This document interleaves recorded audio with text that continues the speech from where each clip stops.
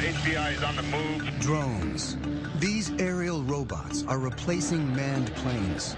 They're revolutionizing warfare by allowing us to see and kill from half a world away. And they're making science fiction a reality. Now, with unprecedented access to drone scientists, engineers, and pilots. Master armed. Nova reveals the technologies that make drones so powerful and the breakthroughs that are leading us into the future. Will drones soon replace even the most sophisticated manned planes and become a part of our everyday lives? It started out as a toy for my dogs to chase. The worry is that we'll have 30,000 drones crisscrossing the sky, accumulating all this information. They generate opposition both overseas and at home. I speak out on behalf of the rule of law. Now, enter a new chapter in aviation history as Nova takes you inside the rise of the drones. 3, 2, 1.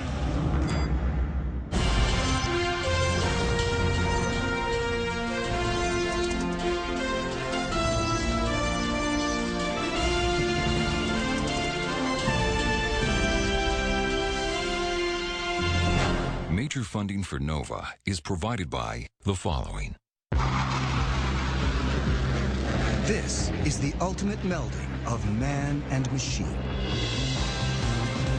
The U.S. has more than 2,300 manned fighter planes. Tiger 2, Dark Star pictures. And pilots like Matt McDonough have long been our heroes.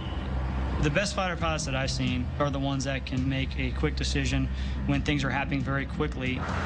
But a revolution is underway as manned planes are replaced by drones.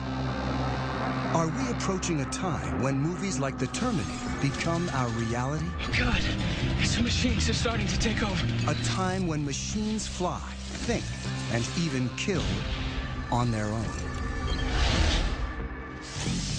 Drones are aerial robots that carry visual sensors, navigation systems, Target acquired. and sometimes even weapons. They come in all shapes and sizes and go by a variety of names. The United States Air Force uses the term remotely piloted aircraft. They are also known as unmanned aerial vehicles, or as the media likes to call them, drones. Already, the Pentagon relies on a family of more than 10,000 drones, usually to spy, but sometimes to kill. Small enough to fit in a soldier's backpack, the 3-foot-long Raven is the most widely used spy drone in the world. The stealthy Sentinel provided crucial intelligence in the raid to kill bin Laden. The killer Predator has flown thousands of missions since 2001. And the giant Global Hawk can stay aloft and spy for up to 35 hours. The military uses drones to support troops on the ground. 20 seconds to The CIA maintains a covert drone program to find and target individuals. The government claims drones have helped to eliminate up to 70% of Al-Qaeda's top leadership. They've been so effective, the Air Force predicts nearly a third of its attack and fighter planes will be drones within a decade. Planes can fly longer, they can pull more Gs, they can be more precise when they bomb if a human is not in the cockpit. We're entering a new era when the supremacy of even the most advanced planes is being challenged as engineers take the pilot out of the cockpit. Holloman Air Force Base in southern New Mexico is the largest Air Force training base for operators of remotely piloted aircraft. My name is Chad. I'm a captain in the United States Air Force. For security reasons, we've been asked to cover our last names to prevent us from potentially becoming a target of any kind. Captain Chad has flown remotely piloted aircraft in combat for 3 years, and now teaches pilots to fly the world's most famous killer drone. It's known as the MQ-1, or more commonly, the Predator.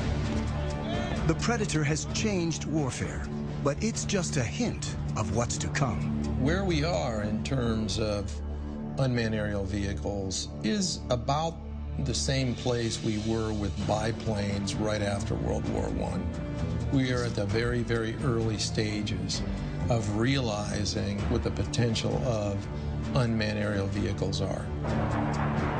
Unlike complex fighter planes that are engineered for speed and agility, the Predator is built for endurance, so it needs to be light and efficient. It's the weight of a pickup truck or so, about 2,000 pounds, and it's balanced pretty evenly on the wheels. And with one hand here, I can lift it up and set it back down. The propeller-driven Predator cruises at only 84 miles per hour, and its four-cylinder engine burns about 300 times less fuel than a fighter jet. I can't say exactly how long it can stay up, but it is possible to stay up over 24 hours.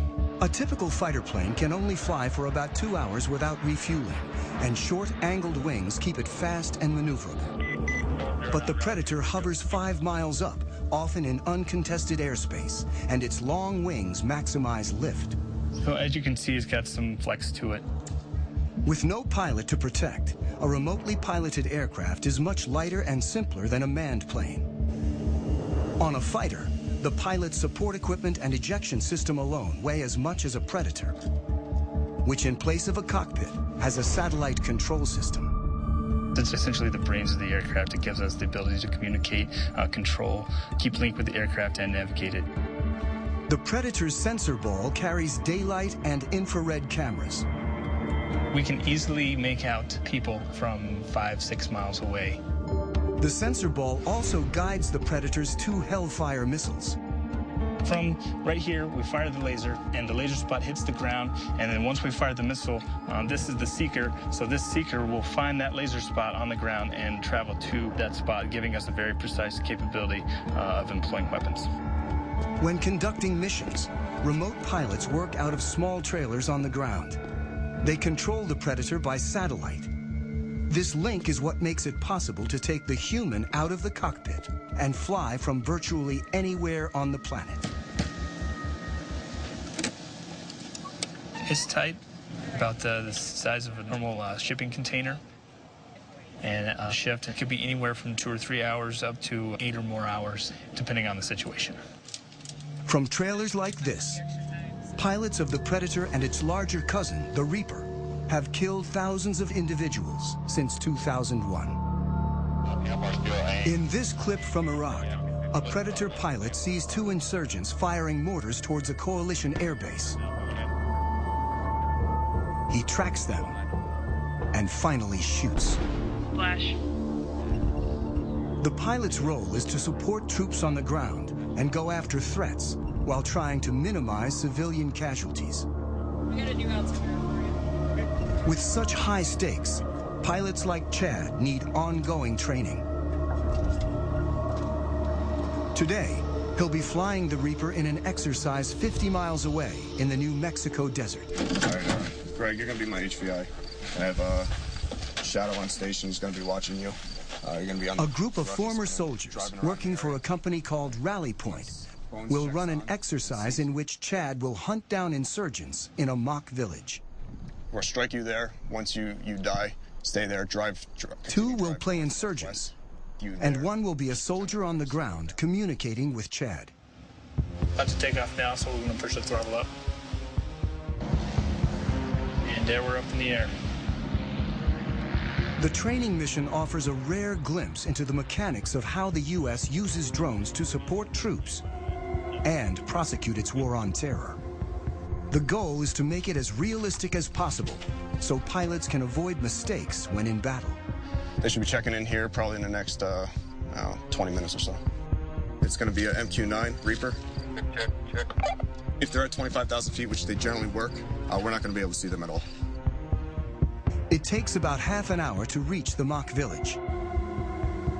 Drones like the Reaper can fly on their own using autopilot and preset GPS locations. But the Air Force still keeps human hands on the controls at all times. People have this concept of either it's a manned plane and the pilot's doing everything, or it's an unmanned plane and it's something out of the Terminator movies. The reality is It's in the middle right now for both the manned and the unmanned planes. Our mind tries to put it in terms of robot or human, but the reality is a mix. As Chad pilots the Reaper, his sensor operator, Jay, controls the cameras and lasers. On the ground, the fake insurgents enter the village as the Reaper hovers miles above. Bones 3-4, Rally 20, stay status. Rally from Bones 3-4, we have eyes on the target. Chad gets direction from the soldier, whose handheld receiver and computer allow him to see what Chad sees. Rally 2-3, copy, stand by, getting word. Chad's call sign is Bones. The soldier goes by Rally. And Rally from Bones, we have 2 packs moving around inside the northwest corner of the compound. Bones 3-4 from Rally 20, continue to shadow. The soldier directs Chad and Jay to follow an HVI, or high-value individual, dressed in black. Rally from Bones 3-4, looks like the one individual wearing black is now getting on the motorcycle and departing the group. Depending on the situation, the decision to kill comes from an intelligence officer who could be anywhere, a battle commander on the ground, or sometimes the pilot. Bones 3-4 from Rally 20, looks like that personnel is stopping. Bones 3-4, that's a firm, that's what we got up here. All right, what I'd like to do is go ahead and prosecute 9-line Bravo 1. Copy, master armed. The sensor operator targets using the laser. This will be a run against the target under our crosshairs. 10 seconds to release. Sensor, you ready? Copy. 3, 2, 1, rifle. And Bones 3-4, weapons away. 25 seconds time of flight. The Predator uses laser-guided Hellfire missiles. The weapons that can be used operate with an air distance of less than 9 feet. You can put a weapon through a window-sized opening with ease. 5, 4, 3, 2, 1, splash. Rally Bones 09, firm. We have splash. Stand by for BDA. And Bones Rally looks like good splash. Copy, lasers off, and master armor is now safe. The efficiency of having a single craft able to find, follow, and eliminate a target like this in real time represents a revolution in warfare. Let's go back to the middle of the last century.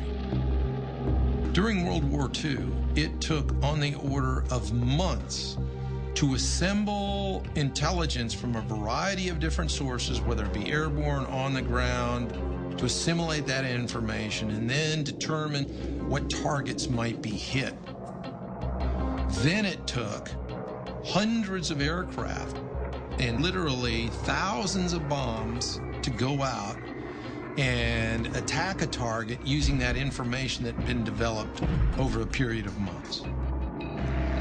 Today, with the capabilities all wrapped up into one vehicle, the Predators and the Reapers in particular, you can accomplish that find, fix, finish cycle in a matter of single-digit minutes.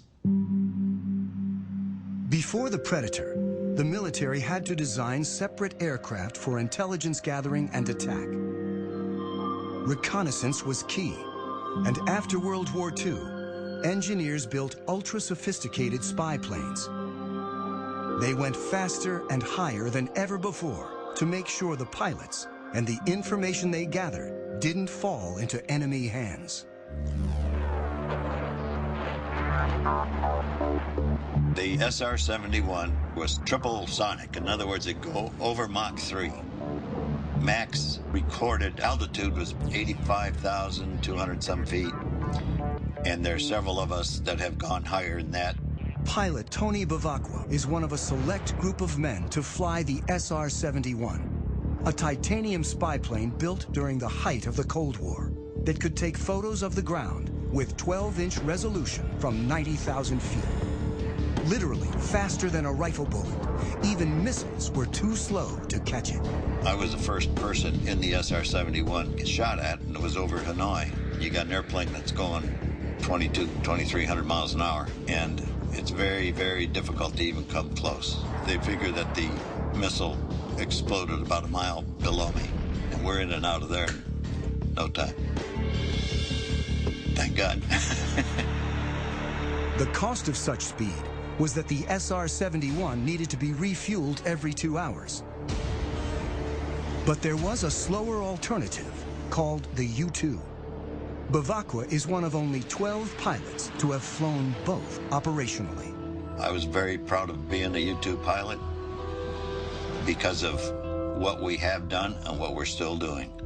It's just a magnificent platform, does excellent reconnaissance. Still widely used today, nearly 60 years after its introduction, pilot endurance limits U-2 flight time to 12 hours. It's pretty demanding on their bodies. They have to wear a special high-altitude suit for it, and then it whites them out for a good couple of days. It fatigues them quite a bit to go that high. Manned spy planes are not only limited by human endurance, they also bring the risk of pilot loss. In 1960, Bavacqua's friend, Francis Gary Powers, was shot down while flying a U-2 over the Soviet Union. It was a propaganda field day for the Russians. Powers' cover story was that he was on a meteorological flight. Frank Powers tried to say it was a weather flight, but there's miles of film. And so it was easy to discern what he was doing. Khrushchev denounced the United States with every epithet in his vocabulary. He summarily rejected all attempts of the West at reconciliation. Powers was imprisoned in Russia for more than 2 years, creating a major international incident and clearly demonstrating the need for unmanned spy planes. It was a development from the pilotless aircraft principle. Guidance was by radio from an accompanying aircraft. After reaching altitude... As early as World War II, once at altitude, airplanes could be controlled by radio signals after the pilot bailed out. But for decades afterwards, before GPS, drones were limited by primitive autopilots and navigation systems. In the 60s and 70s, drones crashed constantly, including the most advanced unmanned aerial vehicle, or UAV, the Aquila drone, that averaged a crash every 20 hours. It was a small propeller drone that would fly over the battlefield and gather information and beam it back to you. The problem is, back in the 70s, the technology wasn't ready yet. It was a $1 billion program by the time they got just a couple prototypes. I was frustrated that the U.S. could not make UAVs really work. Abe Karam is the father of the Predator. This is one of two small UAVs built in my garage between 1980 and 1983. I was borrowing $18,000 a year from family. That's all we had. Everything was built with the lowest possible technology. We were trying to show that if you design the best you can, then you are going to get performance by design.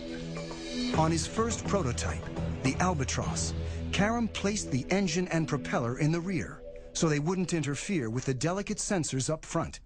And the inverted tail is also still visible on its famous descendant. Down-deflected tails are there to protect the prop, so when it tilts back, it's hitting the skids and not hitting the propeller. An ex-fighter jet engineer, today Karam designs and builds planes at his company in California. In the 70s, when he started working on drones, he realized that without a pilot in the seat, a whole new world of design possibilities opened up. Other unmanned aerial vehicles of the time were still too closely modeled on manned aircraft. I said, I don't like what I see. I'm not going to take the engine, and I'm not taking the prop, I'm not taking the landing gear, I'm not taking the computer. Karam believed that efficiency and lightness were the key to creating an affordable, high-endurance UAV. So first, he gave his craft long wings to prioritize lift over speed. When you want to be efficient, you want to be like the soaring birds, very long span wings. The albatross is the best gliding bird, is 20 times more span than the cord. And my albatross the UAV Albatross was close to that.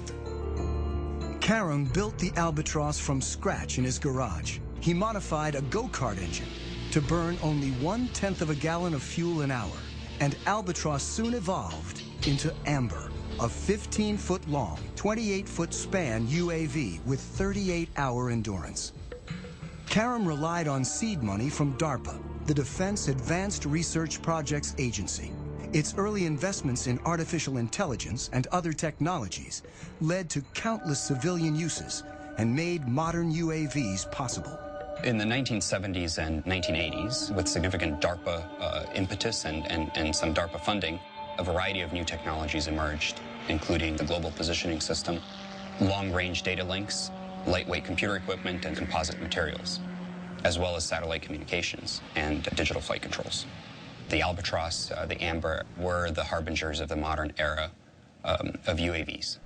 We were a total team of 3 people, and we proved a lot of what we wanted to prove. Secretary of the Navy and the head of DARPA, they said, okay, you fly 500 hours, how many are you going to crash?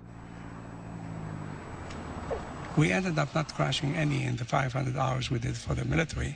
Karam's Amber prototype never went into full production.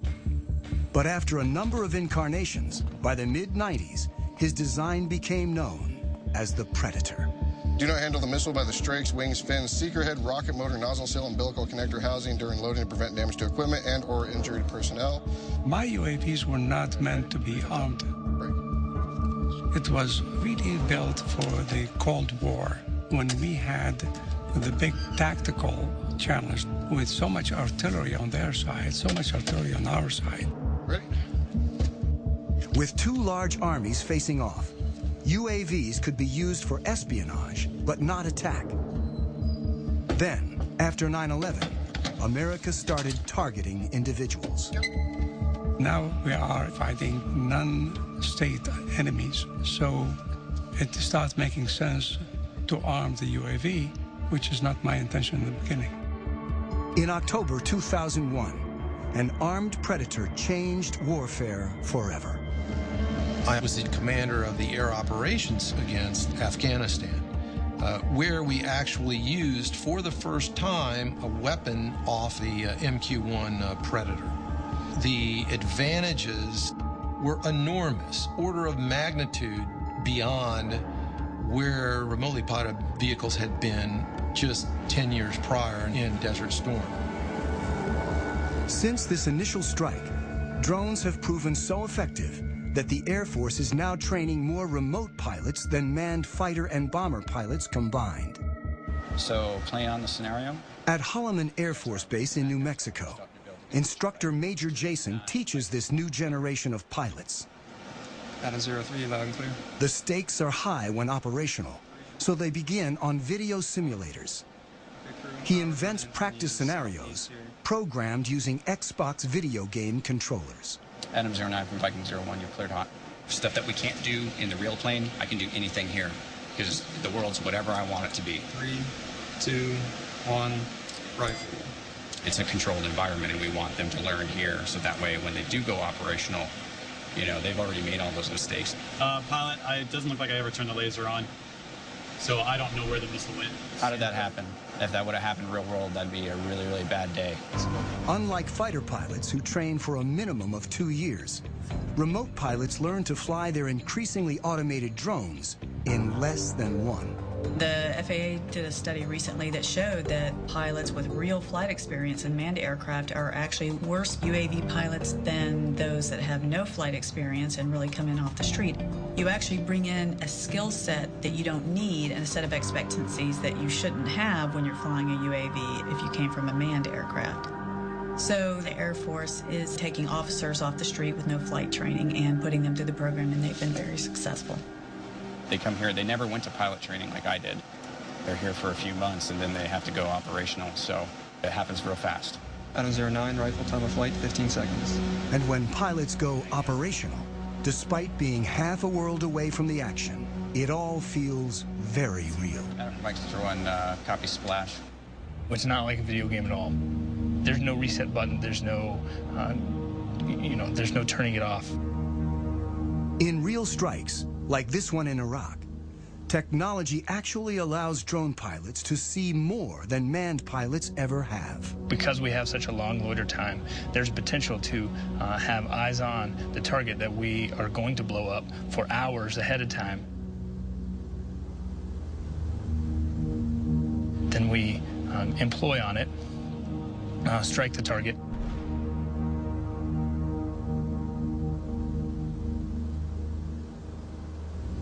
And then stick around for another few hours to watch what happens afterwards. You have to stay there and then stay plugged in and stay focused on the destruction that you just caused from your aircraft.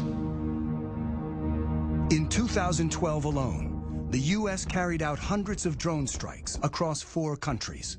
Afghanistan is the only publicly authorized war, while strikes in Pakistan, Somalia, and Yemen are covert CIA operations performed without putting American lives on the line.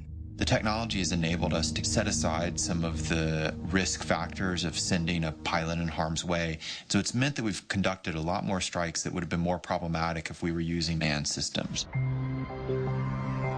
The U.S. claims drones have decimated al-Qaeda's top leadership while causing limited civilian casualties. But the facts are hard to come by. We know fairly well how many strikes are occurring. What we don't know is the details, who the targets were, whether they were actually eliminated, or whether some other people were killed, because verification is very difficult. There are no fully reliable counts of civilian deaths, but some critics claim that as many as 30% of those killed in the broader drone wars are civilians, and that the strikes turn people against the U.S. and violate international law. After more than 10 years of attacks, the U.S. officially acknowledged its use of drones to target al-Qaeda members in April 2012, when presidential advisor John Brennan gave a speech. The United States government conducts targeted strikes against specific al-Qaeda terrorists, sometimes using remotely piloted aircraft, often referred to publicly as drones. He was met with a strong reaction. Hundreds of innocent people we are killing with our drone strikes in Pakistan and in Yemen and Somalia. They deserve an apology from you, Mr. Brennan. I speak out on behalf of the Constitution, on behalf of the rule of law. I love the rule of law. I love my country. You are making us less safe by killing so many innocent people around the world. Shame on you. Thank you. It's very critical that the U.S. public understand what is happening with the use of this technology, because it is being done in the name of the United States. Drone technology enables America to strike virtually anyone, anywhere with ease, regardless of national boundaries. You've seen this deep controversy that surrounds these strikes in places like Pakistan or Yemen or Somalia, and a whole new series of questions for international law. The fact that you're not flying a human being across a national boundary still makes it an invasion of a country. We've entered an era where we are conducting an array of operations using unmanned systems that in a previous generation we would have called war, and we would have treated like war. When you're conducting more than 300 airstrikes into a country, you're conducting the equivalent of at least an air war campaign, but we don't call it that now. Drones can strike with pinpoint precision, but their visual sensors are limited in ways that can lead pilots to make mistakes. As they stand now, the limitations they have with the Predator is not being able for the pilot to look around and see what's going on. When the operator zooms in to see detail, it's like looking through a soda straw, and the pilot loses the broader picture. These individual little small sensor balls could generally see only a very small area on the Earth, even if you're up at 20,000 feet. I can't look out and see that maybe there's something else going on outside and around me. So the crew's grasp of the situation can be limited. And when they zoom in, they sometimes lose sight of key details on the ground. This secret 2010 transcript, obtained by journalists through the Freedom of Information Act, reveals what can go wrong. While supporting forces on the ground, a Predator team mistook a convoy of Afghan civilians, including women and children, for militants. The pilot asks, "Is that a rifle?" The answer is, "Can't really tell." After hours of monitoring, the ground commander calls in a strike. And 23 civilians die, in part because of limitations of the sensors. But engineers are working to create new sensors that can see more in greater detail than ever before. Today, we've developed sensors that can watch with an all-seeing eye and see an area about the size of a small city, all at one time. This is the next generation of surveillance. For the first time, we actually have permission from the government to show the basic capabilities. It is important for the public to know that some of these capabilities exist. Engineer Yanis Antoniadis designed the new sensor, known as Argus. With 1.8 billion pixels, it's the world's highest resolution camera. Argus fits inside this pod that attaches to the belly of a UAV. But because much of the work is classified, we can't see the sensor itself. Because we are not allowed to expose some of the pieces that make up the sensors, so you get to look at pretty plastic curtains. Also known as Wide Area Persistent Stare, Argus is the equivalent of having up to 100 predators look at an area the size of a medium-sized city at once. This image was taken 17,500 feet above Quantico, Virginia, and covers 15 square miles. This whole image is at a very, very fine resolution. So if we wanted to know what is going on in any spot along this image, say near this building at this intersection, we can generate a moving image that shows what's going on in the area. Simply by touching the screen, Antoniadis has opened up a window showing a detailed area, while still maintaining the broader context. And everything that is a moving object is being automatically tracked. The color boxes represent that the computer has recognized the moving objects. You can see individuals crossing the street. You can see individuals walking in parking lots. There's actually enough resolution to be able to see the people waving their arms or walking around, what kind of clothes they wear. And you could pick the location of where you produce these images anywhere in the entire field of view. Antoniadis can open up to 65 windows at once and can see objects as small as 6 inches on the ground. From even 17,500 feet, the white thing that you see flying around is a bird. Argus streams live to the ground and also stores everything, 1 million terabytes of video a day, which is the equivalent of 5,000 hours of high-definition footage. So you can go back and say, I would like to see what happened at this particular location 3 days, 2 hours, 4 minutes ago, and it would actually show you exactly what happened as if you were watching it live. To create the world's highest definition camera, Antoniadis needed to design a new imaging chip. But DARPA, the project's funder, wanted to move fast and keep costs down. So he borrowed technology that most people have in their pockets. Inside this cell phone, we find a tiny little camera. So if you were to take off the majority of it, you'd be left with an imaging chip. If you were to take 368 of these and make a big mosaic out of them and start shooting images, now you have Argus. Unlike the Predator camera that limits field of view, Argus melds together video from each of its 368 chips to create a 1.8 billion pixel video stream. This makes it possible to zoom in and still see tremendous detail. Whether Argus has been deployed in the field is classified. I'm not at liberty to discuss plans with the government, but if we had our choice, we would like Argus to be over the same area 24 hours a day, 7 days a week. That's not very easily achievable with manned platforms. This is where UAVs come in, and they're absolutely the perfect platform.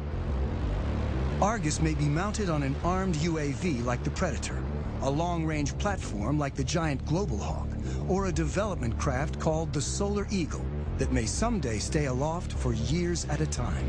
The U.S. Air Force right now has the ability to archive every single video that comes off of every single UAV. We're moving to an increasingly electronic society where our movements are going to be tracked. While technologies like Argus are expanding the reconnaissance power of UAVs, unmanned aircraft remain vulnerable in other ways. The Air Force's large drones still crash more often than manned planes. The $100 million Global Hawk is nearly 3 times more likely to crash than the U-2 it was designed to replace. Even if there's no pilot to lose, when a drone goes down, it can still be a problem.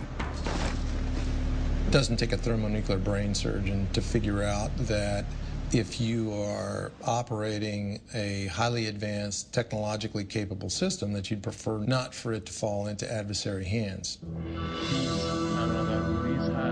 In 2011, an American spy drone, the RQ-170 Sentinel, was lost over Iran. There was a problem with the aircraft, and it landed in an area it shouldn't have landed in, and that's about all I'm going to say. The Iranians claim they hacked into the drone's control system and took over the craft. And in theory, it is possible to take over any computerized system. You could never call up Maverick in his F-14 if the movie's, Top Gun, and you say, Maverick, Talk to me, Goose. recode all American jets as Russian jets. Tom Cruise would have, laughed his weird cackle and said, no way, man. With a computer, you can do that.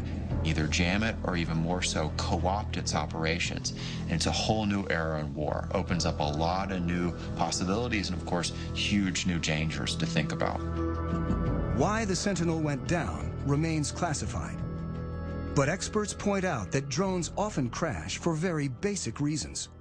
UAVs sometimes aren't that smart. Their self-diagnosis isn't all that smart. And by the time they have a problem, it's too late. You lose the link, lose power, and you're gone. Control can be lost for a number of reasons. When Reaper pilot Chad simply banks too sharply, he loses the satellite link. Uh-oh. The picture freezes, and he's momentarily flying blind. That was me turning. He quickly levels the craft and restores the link. I was turning aggressively, and it had trouble keeping up the satellite link.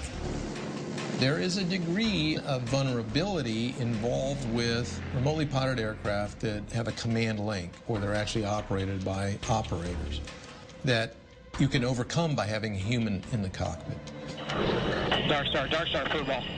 If for some reason I all of a sudden hear an increase in airspeed, I start to feel a roll, and I'm not intending for that to happen, well, something is going wrong, and I now need to make sure that I'm doing what I need to be doing. Unlike manned planes, drones depend on control links that can be lost, or potentially, as may have happened with the Sentinel, even taken over by the enemy. But what if a craft could operate on its own, free of any links, and even make its own decisions? In a lab at the University of Pennsylvania, Vijay Kumar is funded in part by the military to create autonomous drones that don't need external links and, like us, can sense their environment. What you see on this robot are these two chips here, which are essentially rate gyroscopes. These play the same role as the semicircular canals in the human body located near the ears, which essentially tell us orientation. So the rate gyroscopes that are on board can actually measure these angular velocities at thousands of times a second. This chip here is the accelerometer, and this allows the robot to sense accelerations in the lateral direction. So these are analogs to the otolith organs that measure acceleration in the human head. When a human pilot feels an unexpected change in acceleration, he knows to adjust the aircraft. And the robots do exactly the same thing. The sensors adjust the craft by changing the relative velocities of the rotors and allow the drones to follow a leader with precision. A fundamental problem in coordinating multiple robots is the ability to maintain formations. What a robot has to do is determine where its neighbors are and figure out what the relative position is, and then monitor that relative separation very carefully. You only need to tell one robot how to move, and the other robots essentially maintain formation by just keeping a specified relative distance. In the figure eight, they come within inches of each other, so they have to combat aerodynamic effects from their neighbors, and they have to have very, very precise control. And all that is done autonomously. The precision of the robots allows them to do some things more quickly and accurately than human pilots can, like predict the movement and the shape of an object and adjust accordingly. In terms of acrobatics, I think it'll be hard to beat what a robot can do. The neuromuscular system in the human body, there may be delays of the order of 80 milliseconds to 200 milliseconds before you actually take an action in response to what you see. Well, robots have this unfair advantage. They can do these computations hundreds of times a second. So your delays are of the order of a millisecond and perhaps even less. In the lab, the drones communicate with a central computer that uses motion capture, an optical system that tracks silver reflective markers on the robots and tells them where they are at all times. But soon it may be possible to cut the cord. And they've already developed another autonomous drone that can go anywhere on its own. The holy grail is to do all of this without any kind of external sensing, without GPS. And in principle, we can do it. These bigger robots actually rely on observations of external features to tell them where they are in the environment. This drone carries a laser rangefinder that determines distance to obstacles and a depth camera that reveals 3D information about the surroundings. They carry on board the processing power, the sensors that are necessary to look at the environment, to reason about the environment.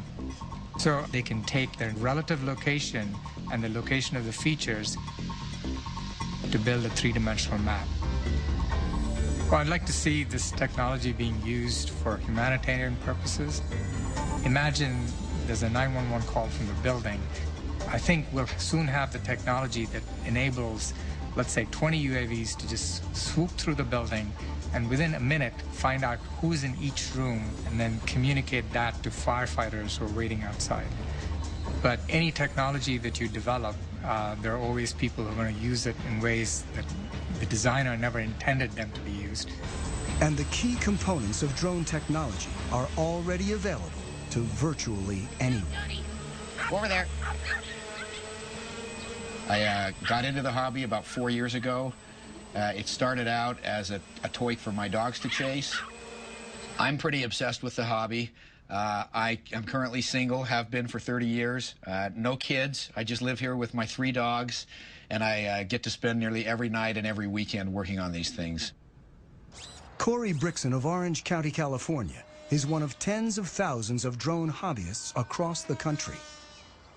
The basic quadcopter is about $500, which is the frame, the motors, the speed controllers, the electronics that you need. This is actually the GPS sensor, and that's sending the signals out to the satellites. The cameras, as small as they are, they're high-definition footage. Like the Predator, Corey's quadrotor has a programmable autopilot that uses GPS to navigate. He can set locations, altitude, and speed so the craft can fly autonomously. Corey flies for fun, but drones, small and large, are increasingly used domestically for more serious purposes. The Border Patrol searches for illegal migrants with Predators. Police departments are turning to smaller drones for reconnaissance. And thousands of individuals use them for their own, sometimes political, ends. We don't consider ourselves to be animal rights activists. We're investigators. Some of our targets are the pigeon shooters in Pennsylvania, so we had the copter up filming what's going on. There were a couple of shots and it's slowly losing altitude. And then it takes one more shot, and it's down in the trees. You can hear the shooters start cheering and laughing and all that kind of thing. What they didn't know is that we had more. This incident is the first known shoot-down of a domestic drone, but it may not be the last. The spread of drones has raised concerns about privacy and even led one senator to propose legislation limiting domestic use. I think anybody that can use a device to peer into your activities, even if it's from the air outside your window or the air above your property, I think there's a right to privacy, and I'm all for making sure that all these drones don't come back from Afghanistan and Iraq and get put to purpose here that isn't consistent with our constitutional bearings. The worry is that in 2 or 3 years, we'll have 30,000 drones crisscrossing the sky, accumulating all this information. It's a game changer, but it's not just an American revolution. There are more than 55 other countries right now that are building, buying, or using military robotics, particularly in the air.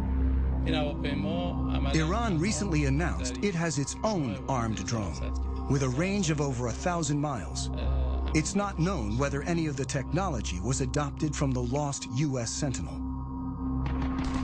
But in the drone's arms race, the U.S. is constantly developing new technologies, like a small flying camera with a twist called Switchblade. The Switchblade will launch out of this tube, and the wings, the tail, the propeller will all spring open. That's why it's called Switchblade.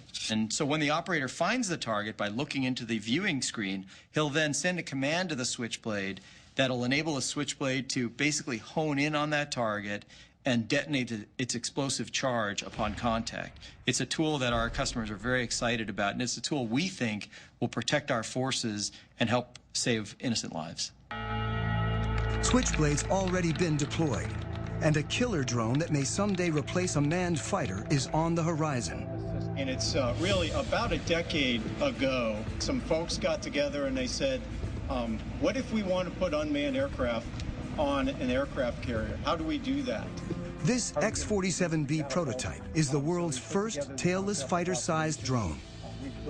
But it's still a year or two away from its first goal, to take off and land on an aircraft carrier.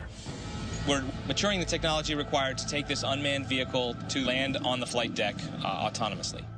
We're focusing on the mechanics of landing the aircraft, where you have a predetermined position that you're targeting to, and the aircraft can react very quickly to changes in that environment to put itself on that pre-planned position. The system has a lot of sensors, a lot of instrumentation on it, so it knows how all of its subsystems are behaving. It knows how its engine and all of its control surfaces are performing at any time. It'll turn where we expect it to turn, it'll come back when we expect it to come back, and it'll land on the runway that we planned. Drones are no longer just eyes in the sky, and someday UAVs like the X-47B may be involved in sophisticated attacks alongside manned jets. It's the idea of the mix, the team working together. That's probably the future. You won't see every plane on the aircraft carrier be one of these. So right now the vision is, oh, we'll just have one or two. But when they get them and maybe they prove more useful, then it may be, well, we don't want one or two, we want a squadron. It's a lot like if you look at the first use of mechanized forces. Originally it was lots of horses and just a couple of trucks and tanks, and then you saw things change and change and change over time. We'll probably see the same thing happening with robotics. As drones like the X-47B mature, they'll become more autonomous, likely conducting bombing runs, then more complicated air-to-air operations. Even as policymakers debate the rules of engagement for drones, technology is moving forward toward a time when drones might operate with intelligence that more closely resembles our own. But for now, they can't do what a pilot can. When you get an aircraft like this over hostile territory, you'll have potential targets or threats that will pop up unplanned. So what we haven't done yet is develop the technology that would then react to those unplanned targets or threats. Thank you very much for coming to Pax River today. I think UAVs of the future will certainly be able to exhibit increased levels of autonomy. But I think if you were to ask most autonomy researchers or most AI researchers about whether the rise of the machines type scenario is a real concern, their response would be, we should be so lucky. And in fact, if we could get little slivers of that kind of adaptive and cognitive capability into systems, that would be a very significant breakthrough over where we stand today. Angry T-plus check. I've flown about 2,000 hours, and the missions that I've flown seldom go as planned. There's a lot of pieces that you cannot plan for. Nothing replaces the human being in a tactical environment, seeing what to do next and why not this and why not that. Cactus 1539, it burns through. An Airbus 320 with 150 passengers goes into a flock of Canadian geese and needing to land. I can't do it. I'm going on the Hudson. You want to be in a robotic 320 in that situation? Or do you want Sullenberger to land you? Because you can't anticipate everything. This ability to respond to the unknown may be the final hurdle if drones are ever to fully replace manned planes and start making decisions on their own. I think we're far, but let me say, I am the last guy who says, impossible. As human ambition drives innovation forward, the only thing that's certain is that the Predator and other drones of today are nothing compared with what's to come. Ultimately, DARPA's mission is the creation and prevention of strategic surprise. So if we are successful, we will all be surprised. Historically, you look at when the Wright brothers first flew in 1903. 100 years later, we were actively flying remotely piloted aircraft. So we're kind of on the ground floor now. There's nowhere to go but up.